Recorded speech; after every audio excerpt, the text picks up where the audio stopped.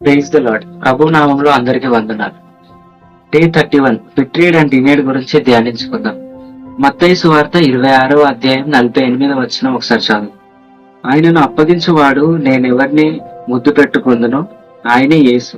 ఆయనను పట్టుకొనుడని వారికి గుర్తు చెప్పి వెంటనే యేసునొద్దకు వచ్చి, బోధకుడా నీకు శుభమని చెప్పి ఆయనను ముద్దు పెట్టుకొనెను.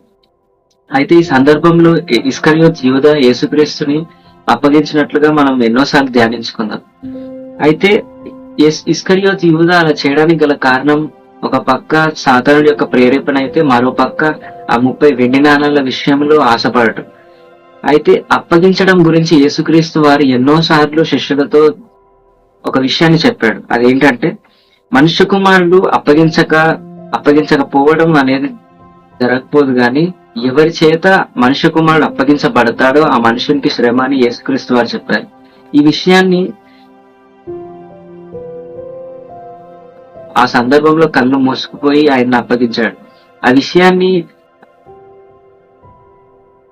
తెలుసుకున్న ఇస్కరియోతు యూదా ఎంతో బాధతో ఆ వెండి నాణాలను తీసుకెళ్లి ఆ దేవాలయంలో పడవేయడం, ఆ బాధను తట్టుకోలేక ఉరిపెట్టుకోవడం మనం చూడవచ్చు. అయితే దేవాలయంలో వెండి నాణాలు పడేయడం వరకు అయితే ఆయన మార్పు నొందాడు, గాని ఉరిపెట్టుకోవడం అనేది సాతానుడి యొక్క ప్రేరేపణ. అదే విధంగా 75వ వచనం, అదే అధ్యాయంలో 75వ వచనం మనం చూసినట్లయితే, కనుక కోడి కోయక మునుపు నేను నిన్నెరుగదునని ముమ్మారు చెప్పదు అని యేసు తనతో అన్న మాట పేతురు జ్ఞాపకం తెచ్చుకొని వెలుపలకు పోయి సంతాపపడాడు. యేసుక్రీస్తుని తీసుకెళ్లిపోయిన తర్వాత యేసుక్రీస్తుకి సంబంధించిన మనుషులు ఎవరని వాళ్ళు వెతుకుతున్నప్పుడు అక్కడ పేతురు గారు కూడా ఉన్నారు. అయితే 2 అమ్మాయిలు పేతురు గారి దగ్గరకు వచ్చి, గలిలీలో యేసుక్రీస్తుతో సేవ చేసిన వాడు నీవేనా అని అడిగినప్పుడు 2 సార్లు పేతురు నేను కాదు అని నిరాకరిస్తాడు. అదే విధంగా అక్కడ ఉన్న ఇంకొక వ్యక్తి కూడా అదే ప్రశ్న అడిగినప్పుడు పేతురు గారు నేను అసలు యేసుక్రీస్తును ఎవరో నాకు తెలియదు అని నిరాకరిస్తాడు. ఒట్టు పెట్టుకొని మరీ నిరాకరిస్తాడు.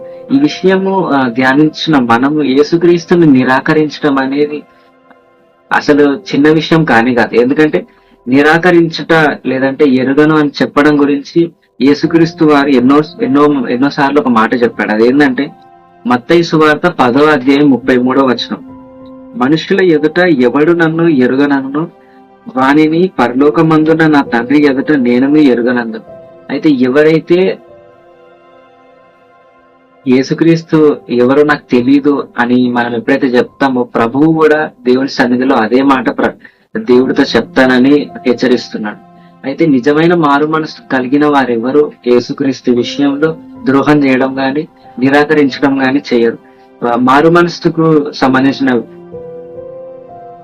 ధ్యానించుకుందాం. మత్తయి సువార్త 18వ అధ్యాయము 3వ వచనంలో, మీరు బిడ్డల వంటి వారైతేనే గాని పరలోక రాజ్యంలో ప్రవేశింపరని మీతో నిశ్చయంగా చెప్పుచున్నాను నేను.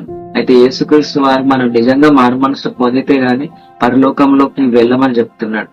ఈ మాటలను బట్టి మిమ్మల్ని మీరు బలపరుచుకుంటారని ఆశిస్తున్నాను. ఈ మాటలు మిమ్మల్ని దీవించలాగున దేవుని ప్రార్థిస్తున్నాను. అందరికీ వందనాలు.